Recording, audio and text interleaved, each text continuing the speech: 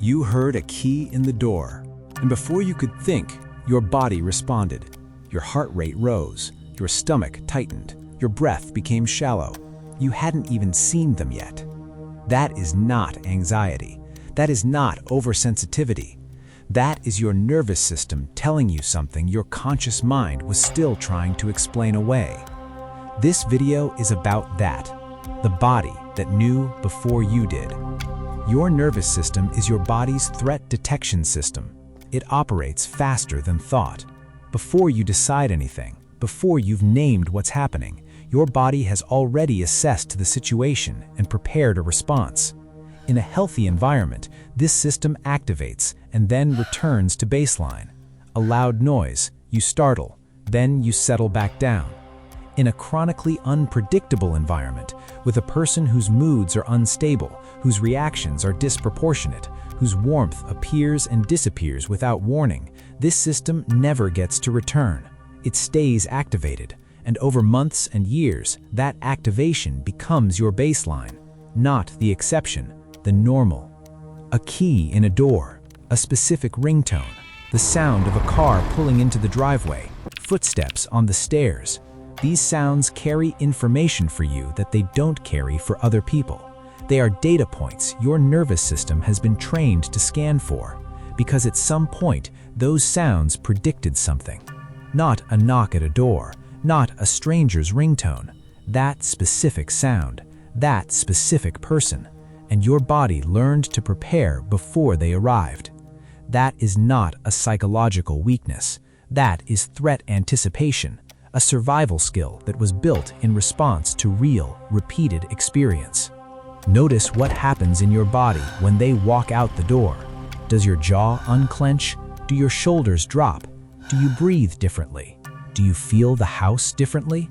That differential between how your body feels when they're present and when they're gone is information, not a small piece of information. Your nervous system is telling you, I am safer without them here. People sometimes feel guilty about this relief, like it means they don't love the person, like it means something is wrong with them. It means something is wrong with the dynamic.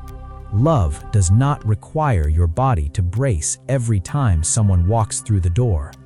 You learned to keep a steady face because you learned that showing fear or hurt or anger escalated things, that your visible distress became fuel or evidence of something wrong with you. So you trained your face to stay still while your insides were in turmoil.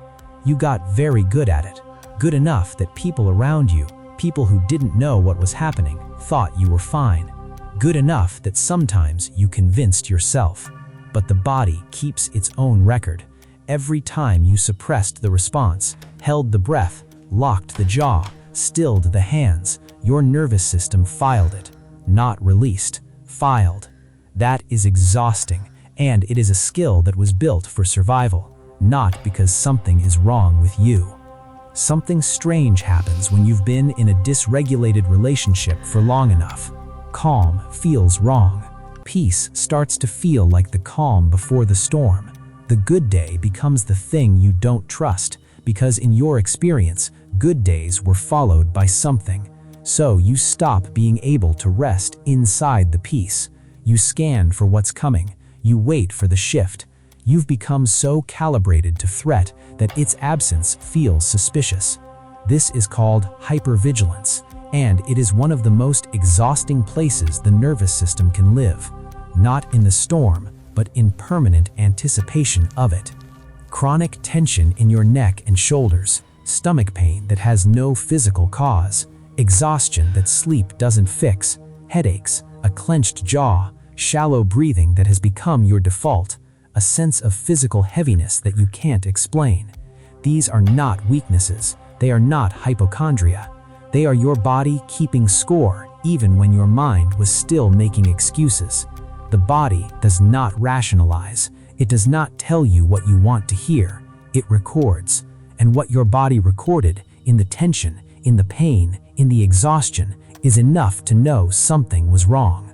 This is not you being dramatic. This is not an anxiety disorder that exists independently of your circumstances. This is not you being too sensitive. This is your nervous system doing exactly what it was designed to do, in an environment that was not safe. A smoke detector that goes off in a burning building is not broken, it is working. Your nervous system was working, the building was the problem. There is no overnight regulation, but there are practices, anchors that begin to teach the nervous system that it is safe to come down. Practice 1. Name what your body is feeling, not what caused it. Tight chest, racing heart, shallow breath. These are not problems to solve, they are messages to receive. When you name them without immediately trying to fix them, you start to hear them differently. Practice 2. After safety, let your body complete the stress cycle. Movement, shaking, crying. These are how mammals complete the threat response. The animal shakes after the predator passes. It discharges the activation. We were taught to hold it in. That holding is what accumulates. Practice 3. Identify what regulation feels like in your body, not what it looks like, what it feels like. The particular quality of your jaw when it's actually unclenched. The quality of your breath when nothing is being held. The clearer you can identify the regulated state, the more reliably you can return to it. Practice 4. Work with a trauma-informed therapist if you can. The nervous system responds to safety. Real, consistent, embodied safety.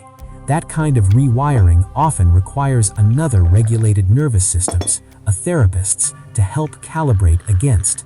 EMDR, somatic therapy, and polyvagal informed approaches are specifically designed for this. These practices don't erase the history, but they begin to show the nervous system the threat is not here anymore. And with repetition, the body starts to believe it. Your body was never lying to you. It was telling you in the only language it has that something was wrong. The flinch, the tight stomach, the shallow breath, the relief when they left, all of that was data, and you were right to feel it. You were not oversensitive. You were not dramatic. You were accurately responding to something that was genuinely affecting you. And the fact that you're here, trying to understand it, trying to give it a name, is already the nervous system beginning to believe it's safe enough to look. In the next video, we're going to talk about "You Made Me This Way," how narcissists use your past behavior to justify their present abuse, and why you are not responsible for what they became. Subscribe so you're there. I'll see you then. Take care of yourself. You deserve peace.